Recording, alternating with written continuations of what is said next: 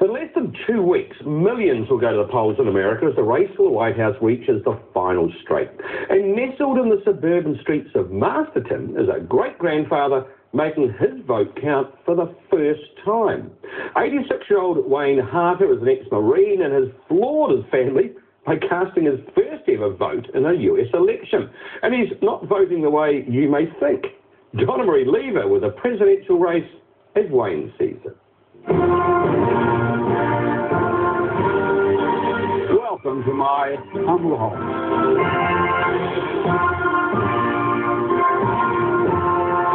He's still got the accent, but it's been more than 60 years since Wayne Harter lived in the land of the free. I'm on for CBS News, and I will leave you tonight with what my mother always said.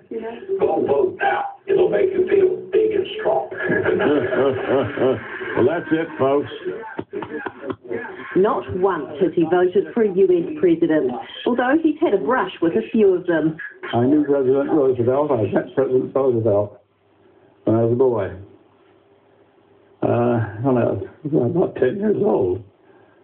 I got to know him very well. But not well enough to interest him in politics. And over the years, I haven't had any real interest in the U.S. politics. I was here in New Zealand. I was a Kiwi. It takes a little bit of doing, but...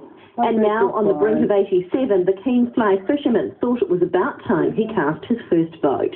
The state I come from, South Dakota, has always been, way back in the beginning of time, Republican. That's a cicada. It's not your best example, but... It's pretty clear, though, Wayne doesn't roll that way. We both voted for Obama.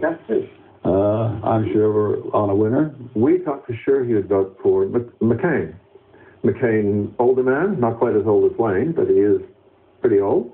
And military man, we thought certainly Wayne's going to vote. Well, we were surprised when he said, no, Barack Obama is the right one. And so I then had to find out who this Obama character was. I want to win that next battle for justice and opportunity. Then came a lot of Googling and a lot of tally time.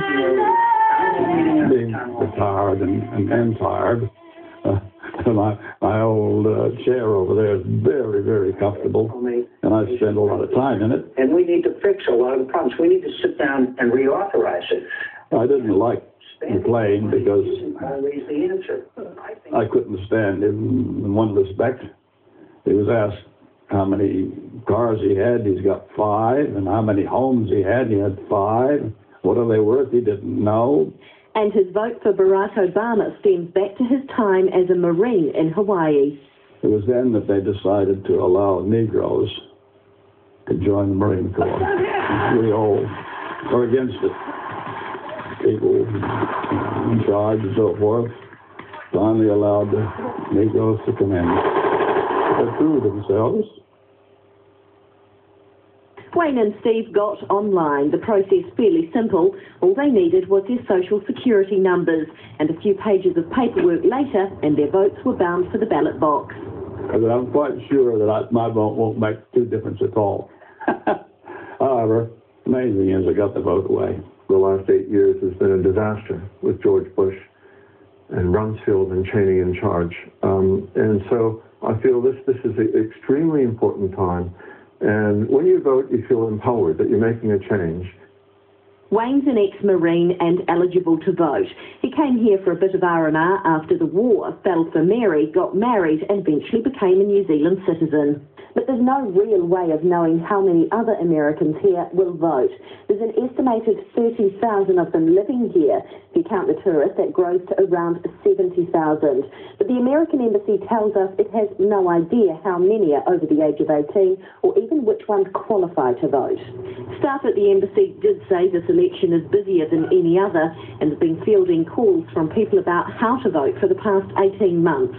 Wayne's 61-year-old daughter is one of them. Her vote's been sent and she voted Obama too. But as for our election here... It's pretty boring, really. I mean, I must say, like Wayne, I don't take too much interest in it. Instead, this family will be glued to their screens, hoping a black man will take out the final stretch. Oh my God. In the race for the White House. Or the land